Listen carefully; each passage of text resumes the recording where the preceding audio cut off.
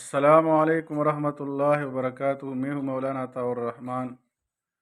آج ہم جماعت نحم کے مطالعہ قرآن حکیم میں سورہ حج کے 9واں رکوع ہم پڑھیں گے۔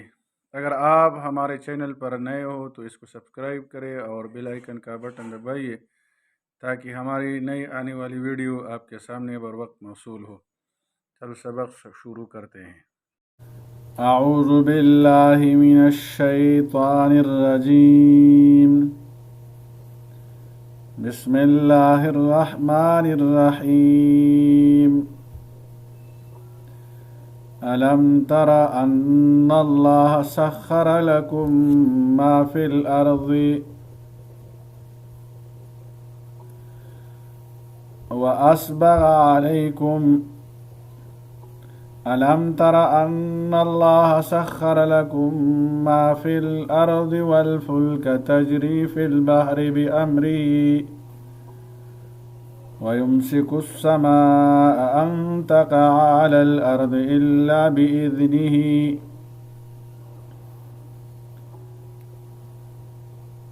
آج کے سبق میں ہمارا 9واں رکوع ہے سورہ حج کے۔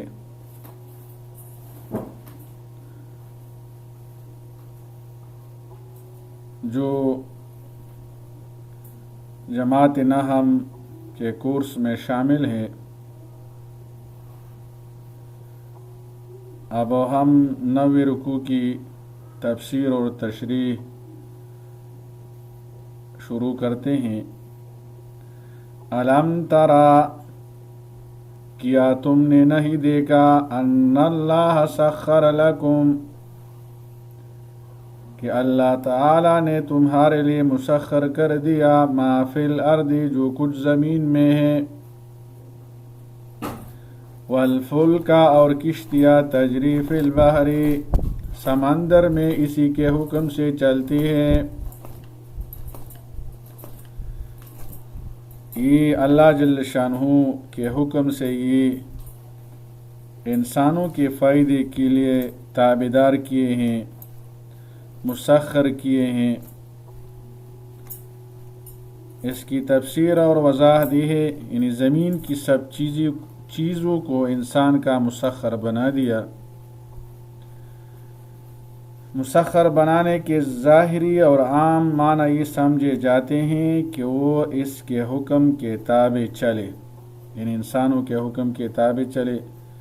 اس معنی کے لحاظ سے یہاں یہ شبہ ہو سکتا ہے کہ زمین کہ پہاڑ اور دریا اور درندے پرندے اور ہزاروں چیزیں انسان کے حکم کے تابع تو نہیں چلتے، مگر کسی چیز کو کسی شخص کی خدمت میں لگا دینا جو ہر وقت یہ خدمت انجام دیتی رہے، یہ بھی در حقیقت اس کے لیے تسخیر ہی ہے، اگرچہ اس کے حکم سے نہیں بلکہ مالک حقیقی کے حکم سے خدمت انجام دے رہے ہیں۔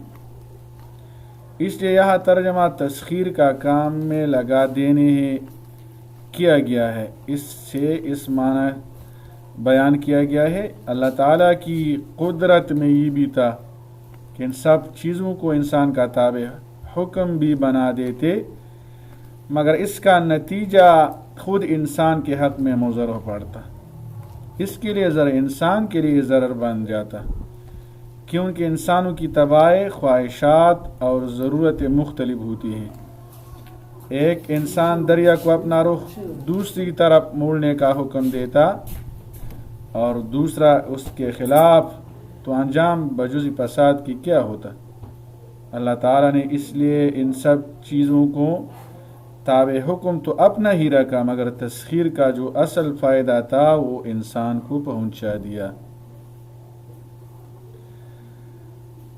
وَيُمْسِكُ السَّمَاءَ، اور وہی آسمان کو روکے ہوئے ہیں، أَن تَقَعَ عَلَى الْأَرْضِ، کہ اس کے حکم کے بغیر، أَن تَقَعَ عَلَى الْأَرْضِ إِلَّا بِإِذْنِهِ، کہ اس کے حکم کے بغیر زمین پر نہیں گر سکتا، اللہ کے حکم سے یہ آسمان زمین پر نہیں گر سکتا۔ ان اللہ یقیناً اللہ بالناس لوگوں پر رؤوف لرؤوف بہت شفقت فرمانے والا، رحیم ہمیشہ رحم فرمانے والا ہے۔ وَهُوَ الَّذِي أَحْيَاكُمْ اور وہی ہے تو ہے جس نے تمہیں زندہ فرمایا، ثم يُمِيتُكُمْ پھر تمہیں موت دے گا، ثم يحييكم پھر تمہیں زندہ فرمائے گا۔ ان الانسان یقیناً انسان لکفور تو بڑا ہی ناشکرا ہے، لکل امت ہر امت کے لیے جعلنا منسکا ہم نے عبادت کا ایک طریقہ مقرر فرمایا ہے، ہر امت کے لیے علیحدہ علیحدہ طریقہ عبادت مقرر کیا ہے، ہم ناسکو جس پر وہ چلتے ہیں، اسی کے مطابق وہ انسان اس شریعت کے مطابق وہ عمل کرتے ہیں، وہ عبادت کرتے ہیں جس طرح شریعت میں مقرر کیا گیا ہے۔ فلا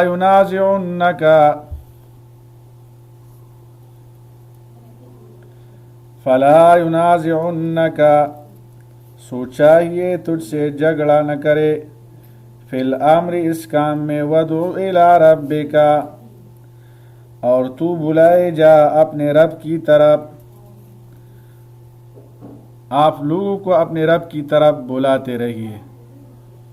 انک لعلی ھدی مستقیم یقیناً آپ سیدھے راستے پر ہیں۔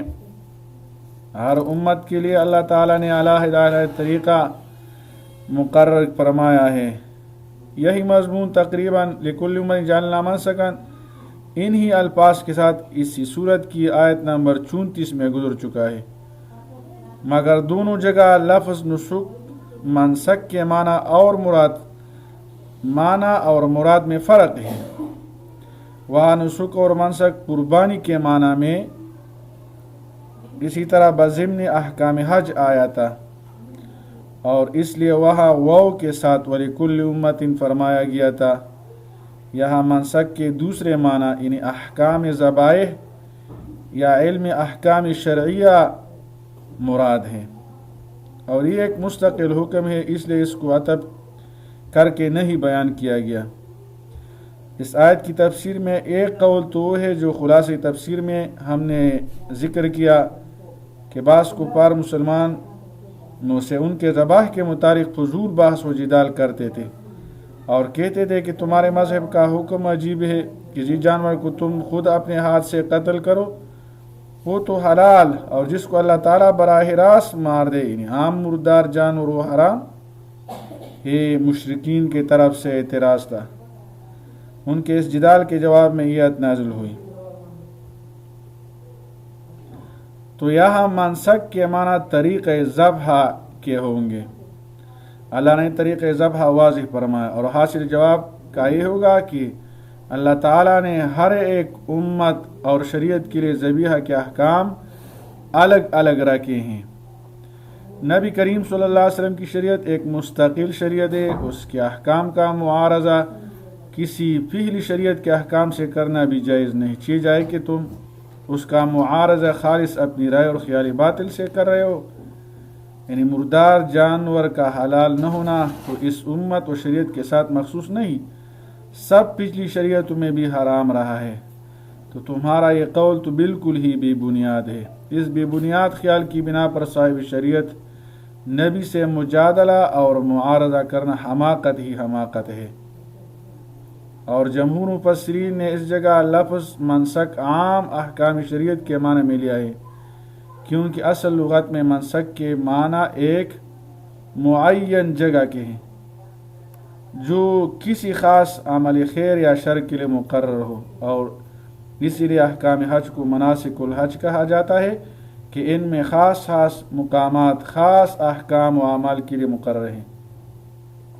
اور قاموس میں لفظ نسک کے معنی عبارت کے لکھے ہیں۔ قرآن میں ارینا مناسکنا اسی معنی کے لیے آیا ہے کہ ہمیں احکام حج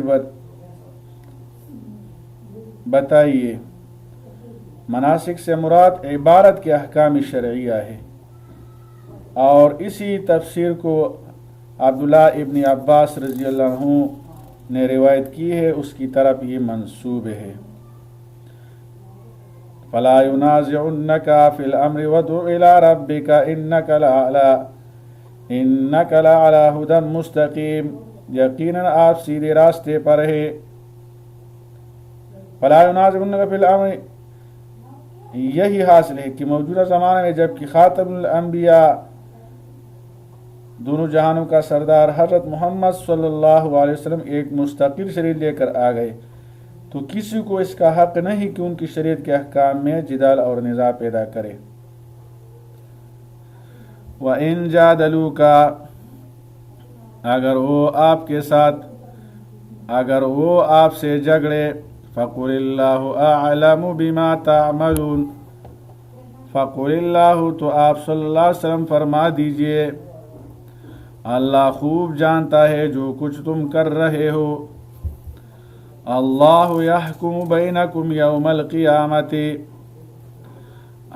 اللہ تمہارے درمیان فیصلہ فرمائے گا، یحکم فیصلہ کرنا، یوم القیامت قیامت کے دن، فیما کنتم فیہ تختلفون، جس چیز میں تم اختلاف کرتے تھے۔ الم تعلم، کیا تم نہیں جانتے ان اللہ یعلم، کہ بے شک اللہ جانتا ہے، ما فی السماء والارض، جو کچھ آسمان اور زمین میں ہے، ان ذالک فی کتاب، بے شک یہ سب ایک کتاب میں ہے، یہ سب ایک کتاب میں موجود ہیں، لوح محفوظ میں موجود ہیں۔ ان ذالک، بے شک یہ علی اللہ یسیر، اللہ پر بہت آسان ہے۔ وَيَعْبُدُونَ مِن دُونِ اللَّهِ مَا لَمْ يُنَزِّلْ بِهِ سُلْطَانًا، وَيَعْبُدُونَ، اور وہ اللہ کے سوا ایسی چیزوں کی پوجا کرتے ہیں، وَيَعْبُدُونَ مِن دُونِ اللَّهِ مَا لَمْ يُنَزِّلْ بِهِ، جس کی اس نے کوئی دلیل نازل نہیں فرمائی، سلطان دلیل، ينزل نازل، لم ينزل به، کوئی دلیل نازل نہیں فرمائی، جس کی اس نے کوئی دلیل نازل نہیں فرمائی۔ وَمَا لَيْسَ لَهُم بِهِ عِلْمٌ، اور نہیں ان کو اس کا کوئی علم ہے۔ وَمَا لِلظَّالِمِينَ مِن نَصِيرٍ، اور ظالموں کا کوئی مددگار نہیں، ظالموں کے لیے کوئی مددگار نہیں ہوگا۔ یہاں سے مشرکین کی برائی اور شرک کی برائی بیان کرتی ہے اللہ جل شانہ۔ وَإِذَا تُتْلَى عَلَيْهِمْ آيَاتُنَا، وَإِذَا تُتْلَى عَلَيْهِمْ، اور جب ان پر تلاوت کی جاتی ہے، آیاتنا ہماری واضح آیات، آیاتنا بینات، بینات واضح، ہماری واضح آیات، تعرف فی وجوہ الذین، تو آپ صلی اللہ علیہ وسلم پہچان لیتے ہیں، فی وجوہ الذین، ان کافروں کے چہروں پر، کفر المنکر، ان کافروں کے چہروں پر ناگواری قریب ہے، منکر ان پر، ان کے وجوہ پر، ان کے چہروں پر یہ ناگواری گزرے گی کہ آپ ہماری آیات ان کے سامنے بیان کرتے ہیں تو ان پر ناگوار گزرتے ہیں۔ یکادون یستون بالذین، قریب ہے، یکادون قریب ہے، یستون کہ وہ حملہ کر دے، بالذین ان لوگوں پر، یتلون علیہم آیاتنا جو ان کو ہماری آیتیں پڑھ کر سناتے ہیں۔ قل افانبئکم، اے نبی کریم صلی اللہ علیہ وسلم آپ فرما دیجئے، قل افانبئکم، آپ فرما دیجئے، افانبئکم، کیا میں تمہیں خبر دوں، بشر من ذالکم، اس سے بھی بری چیز کا، قل افانبئکم، کیا میں خبر دوں آپ کو، بشر من ذالک، شر بری چیز، من ذالکم ان سے بھی، النار وہ آگ ہے، وہ شر کیا ہے، وہ آگ ہے۔ وعدها اللہ الذین کفروا، وہ آگے جس کا اللہ نے کافروں سے وعدہ فرمایا ہے، وعدہ کیا ہے، وَبِئْسَ الْمَصِيرُ، اور وہ بہت برا ٹھکانہ ہے۔ بئسا کے معنی ہے برا، وہ بہت برا ٹھکانہ ہے۔ مسیر، وہ بہت برا ٹھکانہ ہے۔ جو کافر یہاں دنیا سے گزرے وہ اس میں ضرور بھی ضرور جائیں گے، ضرور بھی ضرور وہاں جائیں گے۔